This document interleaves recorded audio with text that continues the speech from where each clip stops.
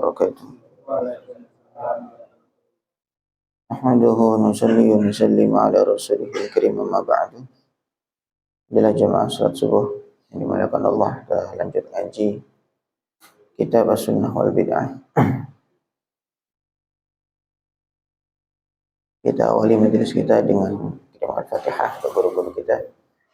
Ya Hadrat Nabi Mustafa Muhammad sallallahu alaihi wasallam wa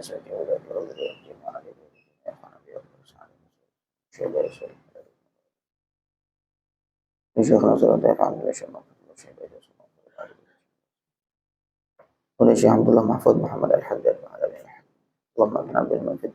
Al-Fatihah. A'udzu billahi minasy syaithanir rajim. Bismillahirrahmanirrahim. Alhamdulillahi rabbil alamin arrahmanir rahim maliki yaumiddin. Iyyaka na'budu wa iyyaka nasta'in. Ihdinas siratal mustaqim, siratal ladzina an'amta 'alaihim ghairil maghdubi 'alaihim waladdallin. Amin. Bismillahirrahmanirrahim. Al-haditsul khamis wal arba'un. Hadis yang ke-45, masih dalam bab sikap Nabi terhadap hal-hal yang baru atau yang tidak langsung dikerjakan oleh Nabi sallallahu alaihi wasallam.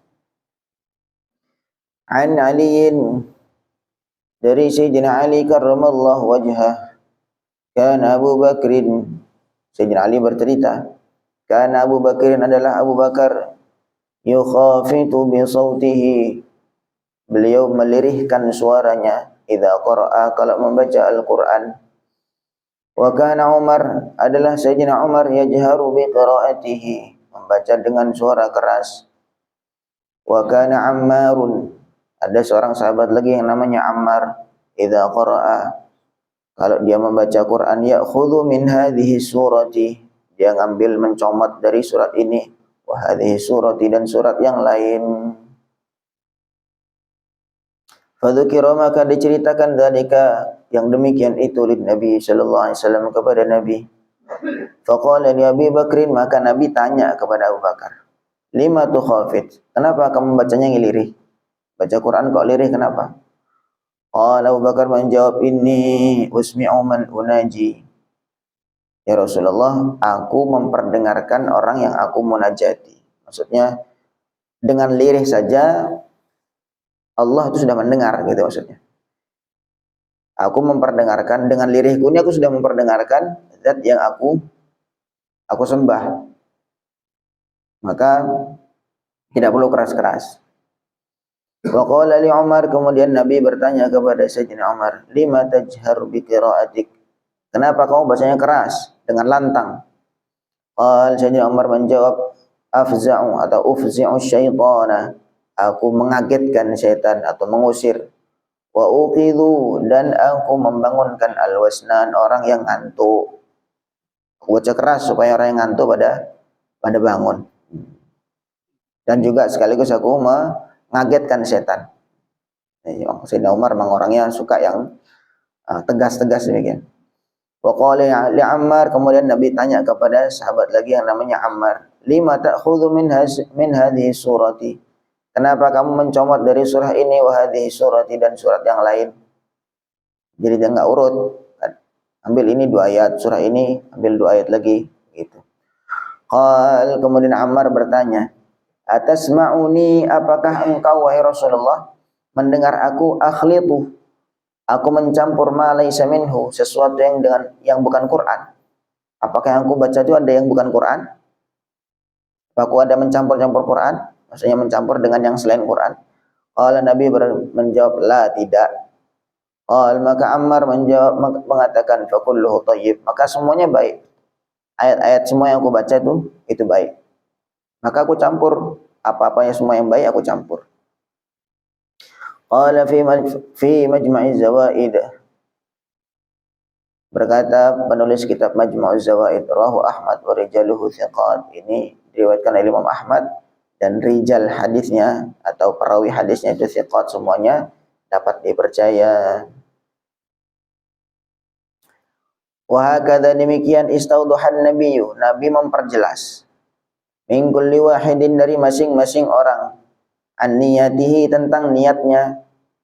Nabi memperjelas, ada laporan Abu Bakar bacanya lirih, ditanya niat kamu apa, maksudnya kamu baca lirih seperti apa, kenapa. Kemudian Sayyidina Umar membacanya dengan lantang, maka diperjelas oleh Nabi, kenapa kamu baca dengan lantang. Ada Sayyidina Ammar membacanya mencomot dari surah ini dicomot-comot. Ditanya kenapa? Ya saya mencampur ini baik, ini baik, ini baik, ya saya mencampur hal-hal yang baik.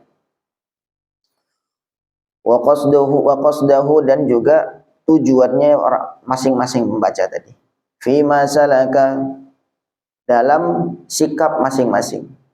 Minal mukhafatati berupa pembacaan Quran dengan lirih, wal jahri dan membaca dengan lantang, wal akhdhi min hadhihi wa hadhihi dan mencomot dari sini dan itu.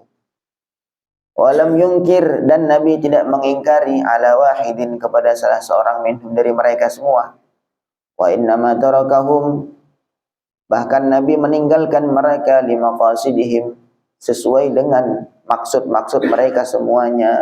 Nabi nggak ada komentar sama sekali, cuma ditanya aja.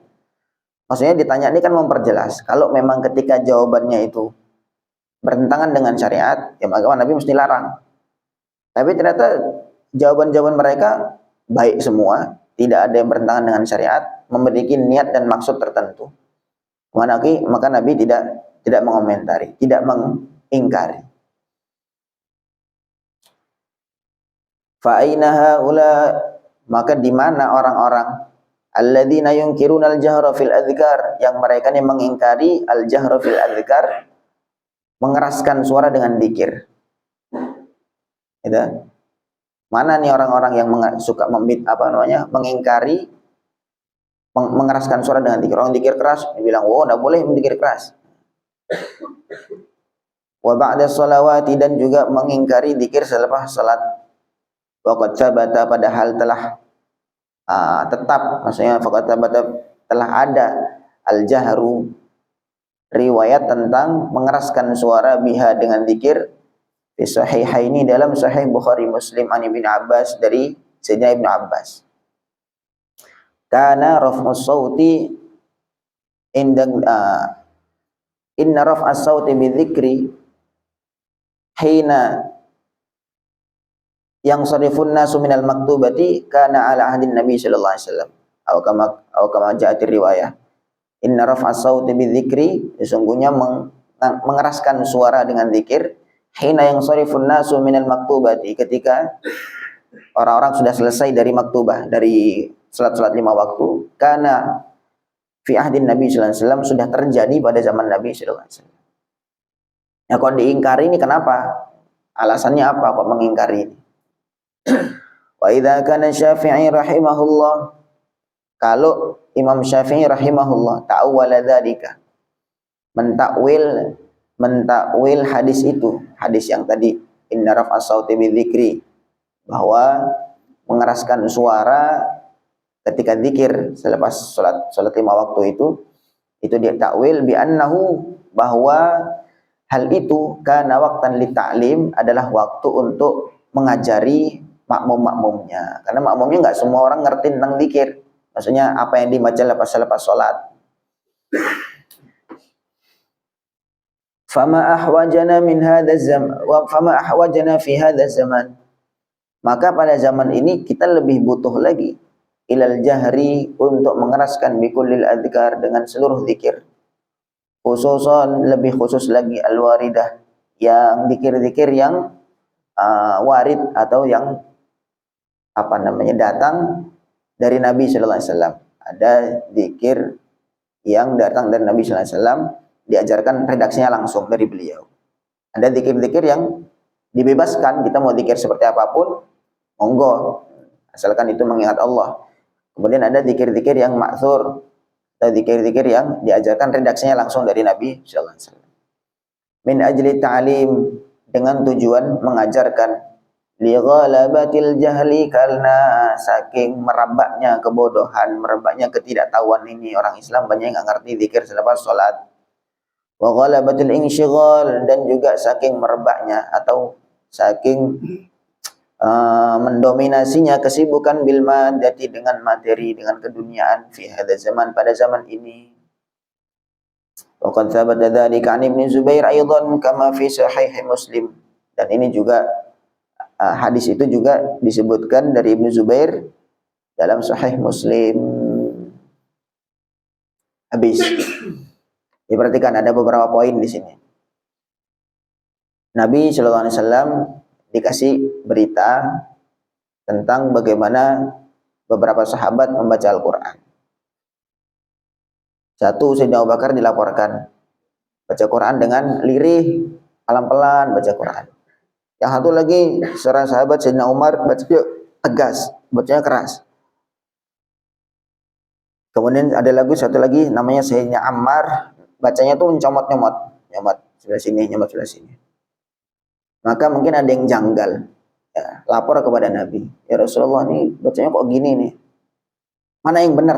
Nah, istilahnya kan ingin mencari kebenaran tunggal.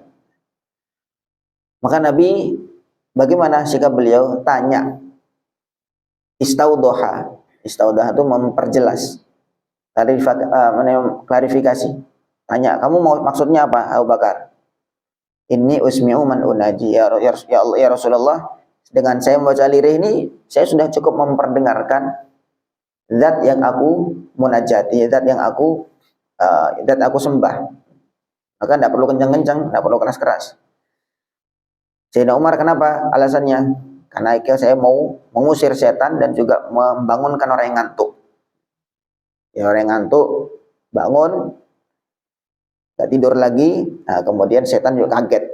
Setan biasanya orang baca lirih-lirih, tahu-tahu ngantuk. Saya baca keras, biar setan tidak berani ganggu saya.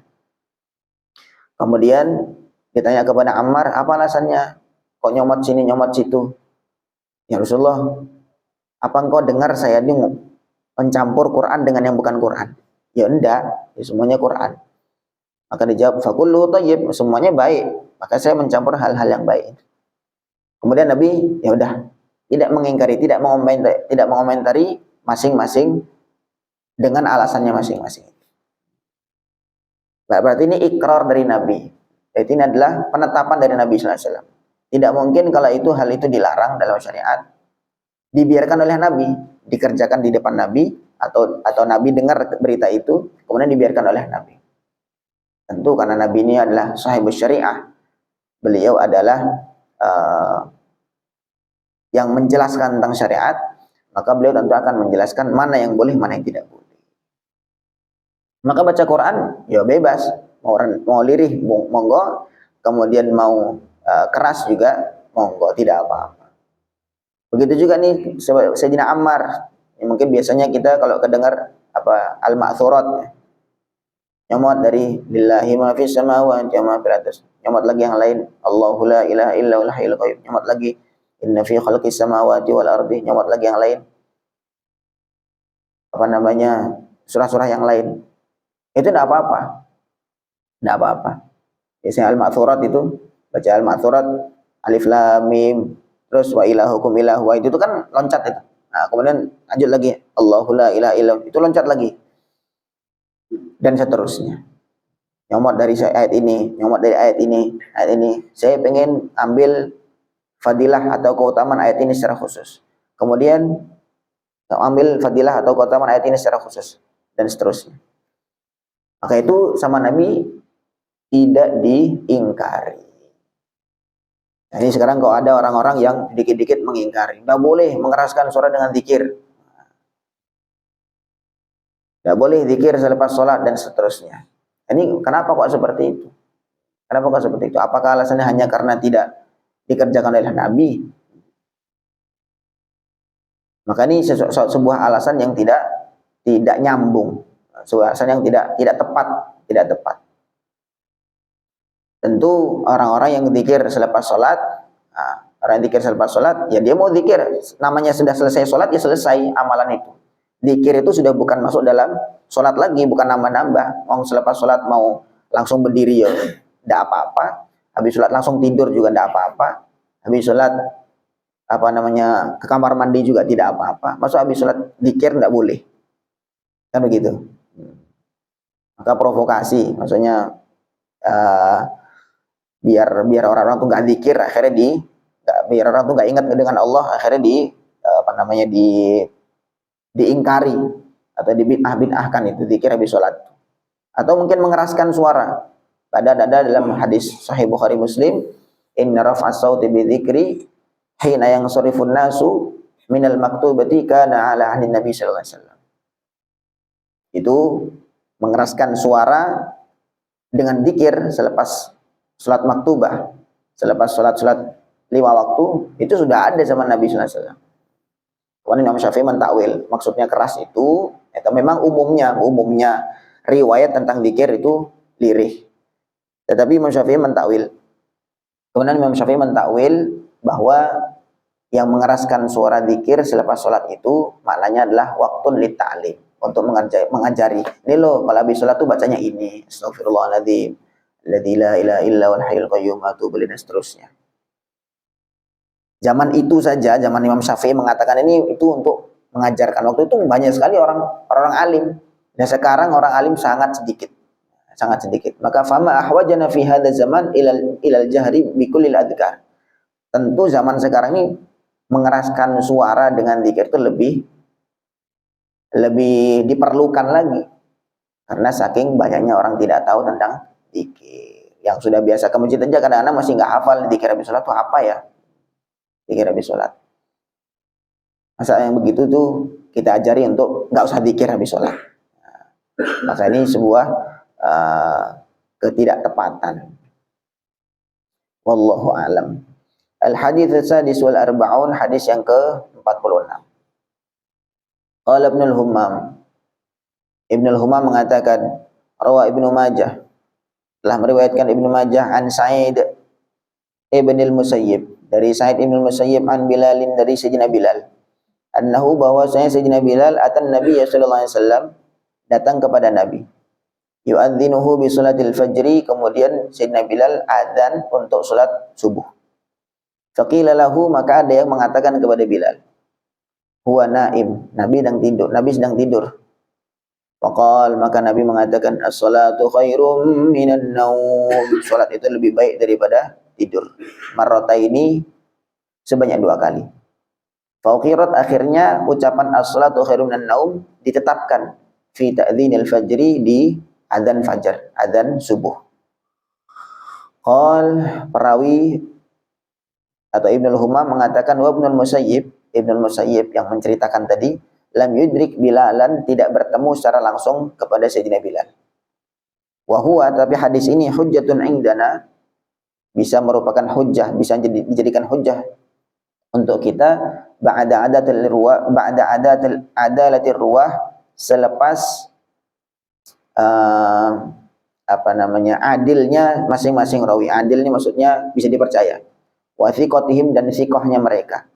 Ala annahu, bahwasanya Ibnul Musayyib qad ruwiya, bahwasanya hadis ini qad ruwiya fi hadits Abi Mahdzurah, juga diriwayatkan oleh Abi Mahdzurah. Qala al-Hafidz Ibnu Hajar yang menulis Fathul Bari, syarah Sahih Bukhari, beliau mengatakan akhraja Ibnu Majah wa rijaluhu rijalus sahih. Ini diriwayatkan oleh Ibnu Majah, dan rijal hadisnya atau perawi-perawi hadisnya adalah perawi-perawi yang sahih, maksudnya yang memenuhi kriteria perawi sahih. Lakin ikhtalifa bihi fihi ala Zuhri, tetapi diperselisihkan, ada seorang rawi namanya Zuhri fi sanadihi, dalam sanad hadis ini. Wa Sa'idun lam yasma' min Bilal, sedangkan Sa'id tidak mendengar langsung dari Bilal. Waqad akhrajahu Ahmad min wajhin akhar an Ibnu Musayyib mursalan. Ini bagian terakhir, nih bagian tentang mustalah hadis, bagaimana undang-undang hadis itu diterima atau tidak. Intinya hadis ini bisa dijadikan hujjah. Jadi tadi Ibnu Musayyib tidak langsung ketemu dengan Sayyidina Bilal, kemudian langsung cerita Sayyidina Bilal. Ini dikatakan namanya hadis mursal. Kalau langsung dari seorang tabi'in langsung mengatakan qala Rasulullah SAW, namanya hadis mursal. Kemudian kalau hadis yang sampai tabi'in itu namanya hadis maqtu. namanya hadis maqtu. Ini Sayyidina Bilal. Sayyidina Bilal awalnya ada as-salatu khairum minan naum atau tathwib dalam azan, itu adalah ketika Sayyidina Bilal azan. Wah, ada yang ngabarin Nabi masih tidur. Kalau Sayyidina Bilal ngasih isyarat lah, as-salatu khairum minan naum. Salat itu lebih baik daripada tidur. 2 kali. Akhirnya selepas itu ukirat fi ta'dzinil fajr. Ucapan Sayyidina Bilal tadi ditetapkan di dalam azan fajar, azan subuh. Nah, ini kan hal baru, tidak langsung dari Nabi. Kemudian akhirnya ditetapkan oleh Nabi. Kalau memang itu dilarang, tentu sama Nabi dilarang. Ternyata tidak bertentangan dengan syariat. Kemudian ditetapkanlah tathwib itu as-salatu khairum minan naum pada azan subuh. Begitu juga ketika pernah waktu hujan deras. Kemudian waktu itu masjid banjir sehingga tidak memungkinkan untuk sholat berjamaah di sana. Akhirnya di azan itu ditambahi ala sallu fi rihalikum, ala sallu fi rihalikum. Salatlah kalian di rumah masing-masing, karena di masjid bisa membahayakan karena mungkin banjir yang sangat deras. Maka azannya ditambah dengan ala sallu fi rihalikum dan semacamnya. Jadi hal-hal baru dikerjakan di hadapan baginda Nabi sallallahu alaihi wasallam, itu tidak serta-merta Nabi itu langsung menolak. Maka dipandang dari sisi syariatnya, dari sisi syariat. Nah, kemudian selepas ini ditetapkan oleh Nabi sallallahu alaihi wasallam, maka akhirnya menjadi sunnah. Kalau Nabi masih ada, maka itu ya menjadi sunnah. Tapi kemudian selepas Nabi tidak ada, gimana? Selepas Nabi tidak ada, maka selepas Nabi tidak ada dikiaskan dengan apa-apa yang contoh-contoh yang sudah kita baca seperti ini. Contoh-contoh yang kita baca seperti ini. Misalkan kita baca khataman setiap bulan dan seterusnya. Ini kan tidak diajarkan langsung dari Nabi. Gitu. Tetapi ini masih dalam lingkup syariat. Membaca Quran tuh kapan saja, kemudian berapa kali saja, bagaimanapun caranya, asalkan tadi itu tidak merupakan cara yang dilarang oleh syariat, maka itu diperbolehkan. Tentu diperbolehkan. Ini bagaimana kita memandang sikap Nabi di dalam menghadapi hal-hal yang tidak langsung beliau contohkan. Wallahu a'lam. Bisa difahami nih? Nah, insyaallah ya. Ada yang bertanya?